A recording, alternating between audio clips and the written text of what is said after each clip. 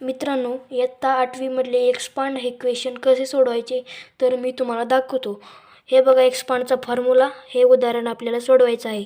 पहिल्यांदा काय करायचं, ही व्हॅल्यू त्या फॉर्म्युल्यात बसवायची. ए म्हणजे याला ए म्हणतात आणि याला बी म्हणतात. ए म्हणजे एचा square, 2a cube plus 3 into A म्हणजे 2a स्क्वेअर इंटू बी म्हणजे 3b प्लस 3 इंटू ए म्हणजे 2a इंटू बी स्क्वेअर म्हणजे 3b स्क्वेअर प्लस बी स्क्वेअर म्हणजे 3b क्यूब.